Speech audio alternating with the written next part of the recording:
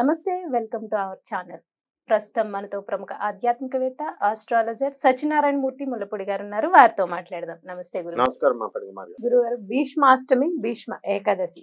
భీష్మ ఏకాదశి అంటే అందరూ చేసుకుంటారు. అసలు భీష్మాష్టమి అంటే ఏంటి? అలాగే భీష్మ ఏకాదశి రోజు అందరూ కూడా చాలా మంది ఉపవాస దీక్షలు ఉంటారు. అసలు ఎందుకని భీష్మ ఏకాదశి చేసుకోవాలి? దానిలో ఉన్న అంతర్యం ఏంటి? భీష్ముడు అప్పటి వరకు అంపశయ్య మీద ఉండి ఆ రోజే నిర్యాణం చెందారు అని చెప్తారండి. అసలు భీష్మ ఏకాదశి విశిష్టత, అలాగే భీష్మాష్టమి గురించి కూడా చెప్పండి. భీష్ముడు అంటే ఒక ధర్మవేత్త, సూక్ష్మ ధర్మాలన్నీ ఔపోసన పట్టినటువంటి వాడు. ధర్మాన్ని ఇంత అంగుళం కూడా అతిక్రమించడు, అంత గొప్పవాడు. తండ్రికి ఇచ్చిన మాటలు రామచంద్ర ప్రభు ఏ విధంగా అయితే మాట దాటలేదో భీష్ముడు కూడా అదే చేశాడు. అయితే నాదొక చిన్న డౌట్ అడగచ్చు.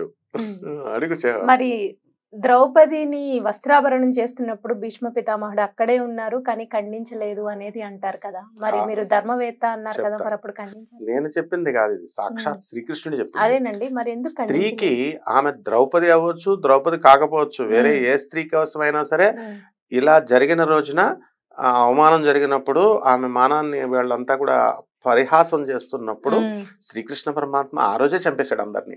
ఎవరెవరిని చంపేశాడు? మొత్తము భీష్ముడిని ఆ రోజే చంపేశాడు. ద్రోణుణ్ణి, కృపాచార్యుడిని, వీళ్ళందరినీ కూడా కాలిపోయినటువంటి ఆకుల్ని, నాయన అర్జున నువ్వు చంపుతున్నావు, నేను ఆల్రెడీ వాళ్ళని అప్పుడే లేపేశాను, ఊరికి పైకి అలా ఏమంటారు ప్రాణజీవులు, విగత జీవులు అంటాం, అంటే చనిపోయి బతుకుతున్నాం. అలా ఆ రోజునే ధర్మానికి ధర్మ స్వరూపం ఎవరు? శ్రీకృష్ణుడు. అవును, ధర్మాన్ని పాటించేవాడన్నాను నేను. భీష్ముడు ధర్మ స్వరూపుడు కాదు ఆయన. కాబట్టి ఆయన పాపం కొన్ని నియమాలు పెట్టుకున్నాడు. వాళ్ళ తండ్రి శంతనుడు ఏమని ఇచ్చాడంటే ఒక వరం ఇచ్చాడు. నీకు ఇచ్చామరణం అయినా నీకు ఎప్పుడు కావలిస్తే అప్పుడు. కొన్ని పురాణాలు గంగాదేవి కుమారుడు కాబట్టి ఆయనకు అర్హత వచ్చింది, గంగాదేవి ఇచ్చిందని అంటారు.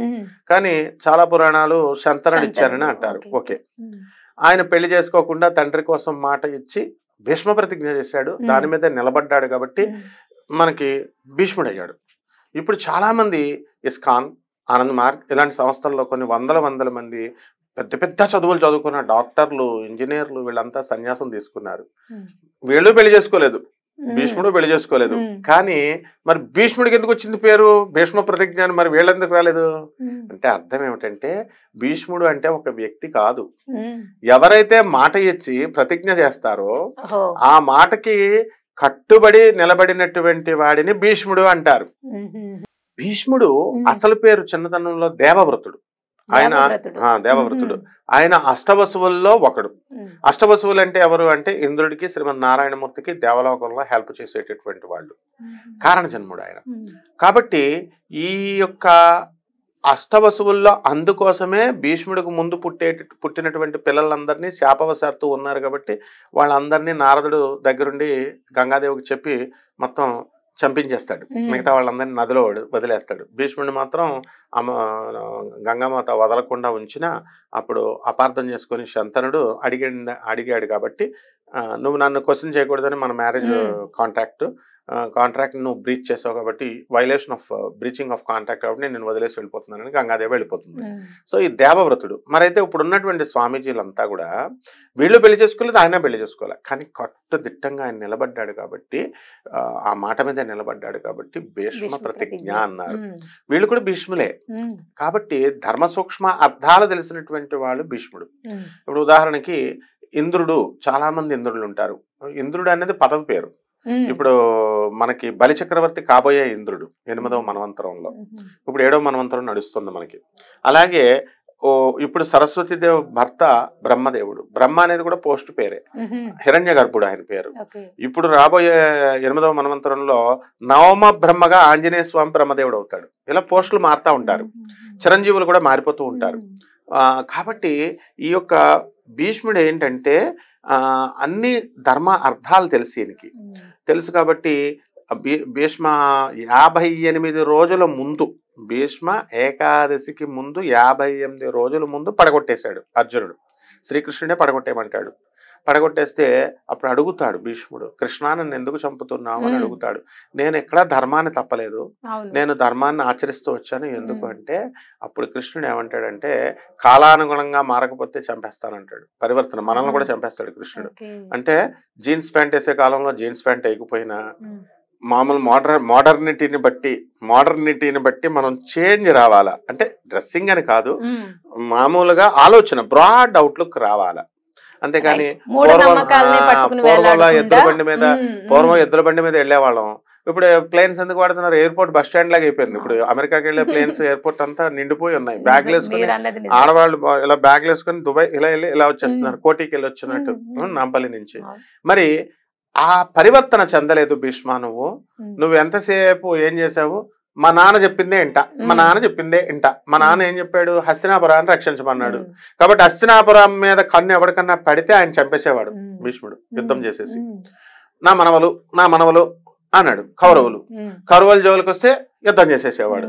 ఇది బంధు పక్షపాతము ఎవరికున్నా పరివర్తన చేయకుండా ఈ జియో సెంటిమెంట్, అంటే నాకు ఈ ఊర్లోనే ఉంటాను, నాకు ఇల్లు అంటే ఇష్టం అన్నవాళ్ళు వీళ్ళందరినీ లేపేస్తాడు కృష్ణుడు, అందులో డౌట్ లేదు. తర్వాత అసలు పాపం ఒకటి చేశాడు భీష్ముడు, తనకు తాను స్వయంగా వేసుకున్నాడు. 58 రోజుల ముందు చచ్చిపోయినప్పుడు, పడగొట్టేసినప్పుడు చచ్చిపోవచ్చు ఆయన, చచ్చిపోకుండా ఏం చేశాడంటే దక్షిణాయనంలో ఉన్నాడు సూర్యుడు, ఉత్తరాయణంలోకి రావాలా, ఉత్తరాయణం వచ్చినప్పుడు పుణ్య వైకుంఠ ద్వారాలు తెరుస్తాయి, కాబట్టి నేను భీష్మ ఏకాదశి రోజున మరణిస్తాను అని చెప్పాడు. సరే అయితే అన్నారు. ఈ లోపల ఏం జరిగింది? భీష్మ పితామహుడు, స్వామి నన్ను ఎందుకు చంపేస్తున్నావు అంటే, ఇది ఒకటే కారణం కాదు నాయన, నువ్వు ఒక తప్పు చేశావు. ద్రౌపది ఒక స్త్రీమూర్తి అంతే, ద్రౌపది అని కాదు. ద్రౌపదికి శ్రీకృష్ణ పరమాత్మ పట్ల విపరీతమైన నమ్మకం. తన భర్తలు దాసులై ఉన్నారు, అప్పుడు వాళ్ళు పరాక్రమవంతులే కానీ నిస్సహాయులైపోయారు. అలాగే వీళ్ళు కూడా కౌరవులు కూడా విజృంభించినప్పుడు పితామహులు, గురువులు అందరూ సైలెంట్ అయిపోయారు. ఈ ప్రపంచంలో భర్తలు కూడా సైలెంట్ అయిపోయారు. అప్పుడు మాత్రము నువ్వు పరమాత్మని తలుచుకో అని చెప్పేసి ద్రౌపది గురువు చెప్తాడు. అందుకే అది గుర్తొచ్చి శ్రీకృష్ణ పరమాత్మని ద్వారకావాస కృష్ణ రా అంటే కృష్ణుడు వెంటనే రాడు. ఏంటి తర్వాత హృదయవాస, సర్వహృదయాల్లో ఉండే కృష్ణ రా అంటే టపిమని వస్తాడు, వచ్చి చేరిస్తాడు. ఆ తర్వాత ఈ గొడవలన్నీ అయిపోయిన తర్వాత ద్రౌపది, ఏంటి స్వామి నువ్వు ఫస్ట్ వెంటనే రాలేదంటే, నువ్వేమని పిలిచావు నన్ను? ద్వారకావాస అన్నావు, ద్వారకకిను హస్తినాపురానికి ఎంత దూరం ఉంది, అందుకే లేటుగా వచ్చాను. నువ్వు హృదయంలో ఉన్నాడన్నా వెంటనే వచ్చాను అంటే యద్భావం తద్భవతి, ఎలా అనుకుంటే అలా వస్తానని చెప్పాడు. ఇప్పుడు బాగుంది. కాబట్టి ఈ భీష్మ ఏకాదశి రోజున ఈ 58 రోజులు ఆడదాన్ని ఎదిరించలేదు. భీష్ముడు ఎదిరిస్తే నోర్ముసుకుందుడు, ఆ రోజు ధృతరాష్ట్రుడు నోర్ముసుకుందుడు, దుర్యోధనుడు నోర్ముసుకుందుడు. కాబట్టి తప్పు చేశాను అన్న భావన భీష్ముడిలో వచ్చి ఈ 58 రోజులు కూడా అర్జునుడు వేసిన అంపశయ మీద తనకు తాను శిక్ష వేసుకున్నాడు. వేసుకొని పశ్చాత్తాపం వచ్చేసింది. వచ్చేసినప్పుడు ద్రౌపది అడుగుద్ది,